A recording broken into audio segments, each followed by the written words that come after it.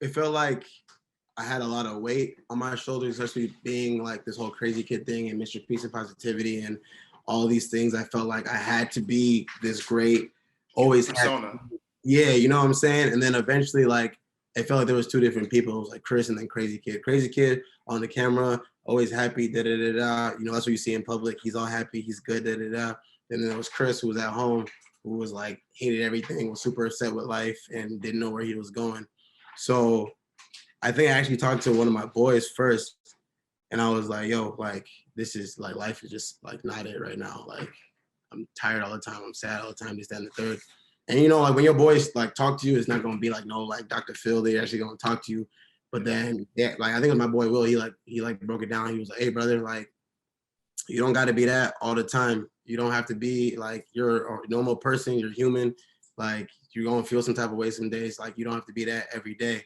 And I went and talked to my little sister too, and it was actually funny because like she's my little sister, but she's telling me the same, like, you know, big advice, like, hey, like if you need a break, take a break. Like you can't be that for everybody all the time. Like you have to make sure you're good with yourself too. And after they said that, I was like, yeah, y'all are right. I was pouring a lot of myself into other people when I'm not leaving enough for myself. So Yeah, you have to be a little selfish, and that's what I learned in that little time. You have to be selfish with yourself, selfish with your time, selfish with your priorities, because if you're trying to fill everybody else, you're gonna leave yourself empty.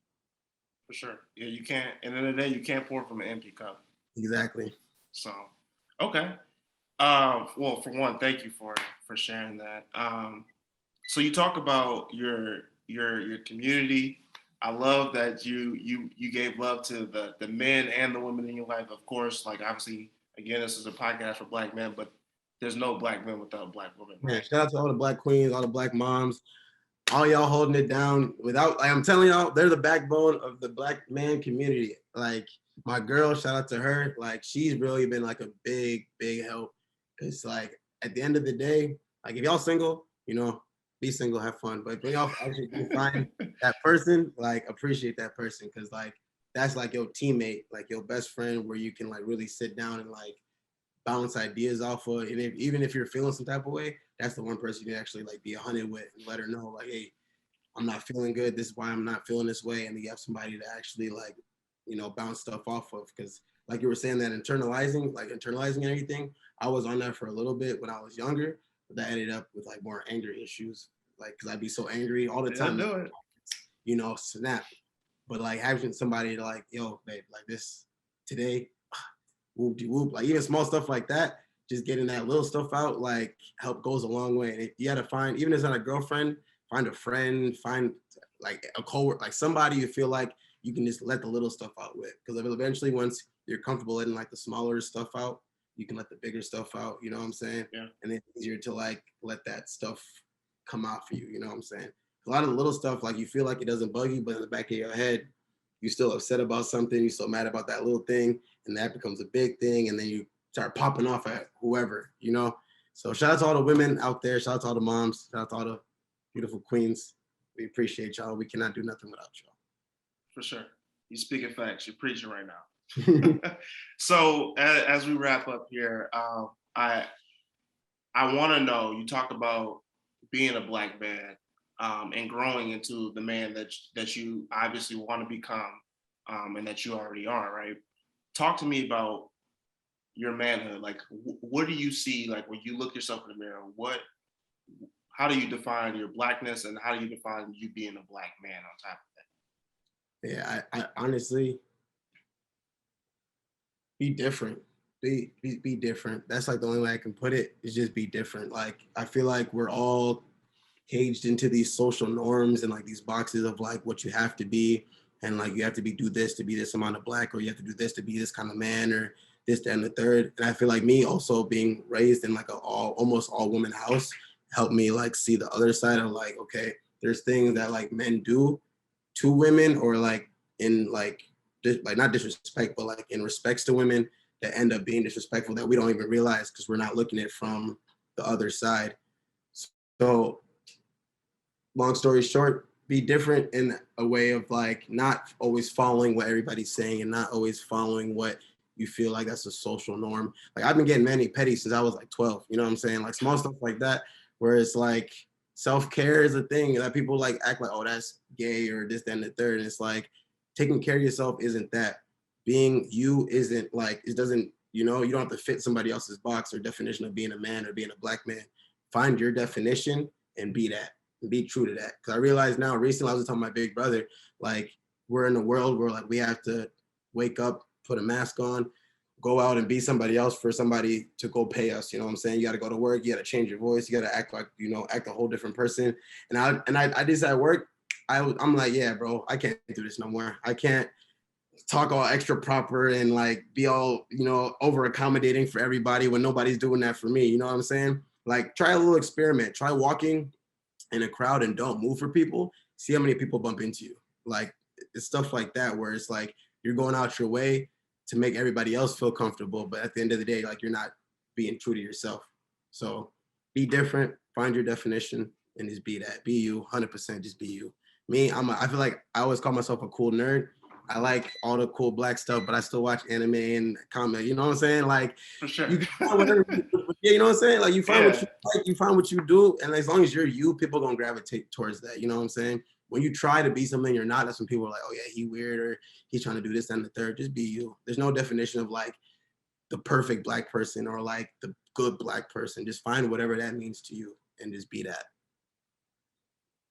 You know, I'm smiling as you're talking because you're at a point where you're comfortable in the person you are.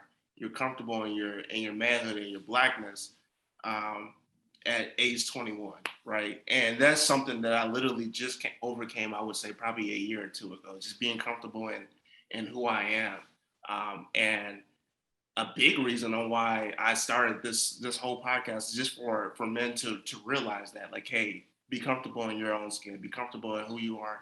And you touched on it big right there, like defining manhood for yourself. So the reason why I ask everybody that is because the more people I ask, the answers are always different. There's no one answer. There's no one set definition for manhood. And we all are, like you said, we're all told, society always tells us like, hey, we got to do these things. We got to be this. We got to mask up like this. And we all kind of grow up in that. Obviously, some of it is toxic. But it's funny how when we all get older, we all have our own definitions anyway. Yeah, everyone ends up doing their own thing and they're being their own person. And like it's just funny because like I feel like now in the society we live in, it's like everything's so, the crowd's going this way, we're all going this way. You know what I'm saying? There's no individuality no more. It's like somebody says, oh, it's what we're doing. We're not messing with this person, or we're doing this, we're not doing this no more. Everyone's like, okay, cool. And you know what I'm saying?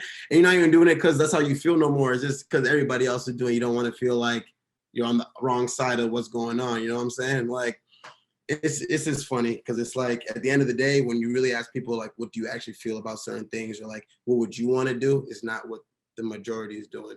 And that's what we got to figure out. What do you want to do? Not what everybody else, forget everybody else. What do you as an individual want to do for yourself and what you want to do? For sure. So my last question for you would be, as we talk about that, as we talk about our manhood, and be reflective in that space, what would be your message to the Black boys out there, the young Black men like you and myself, the OGs? Like, what would be your word of advice for people that might have these same thoughts in their head right now? Man, it's gonna sound cliche. I feel like every time like I get this kind of question, it sounds cliche. But first, once again, find what works for you. Find what makes you happy. Make sure like you're doing and you're living your life for you and not nobody else. And don't ever force your life or your type of lifestyle or your type of like ideals and ideologies onto somebody else. Always let them choose what they want to do.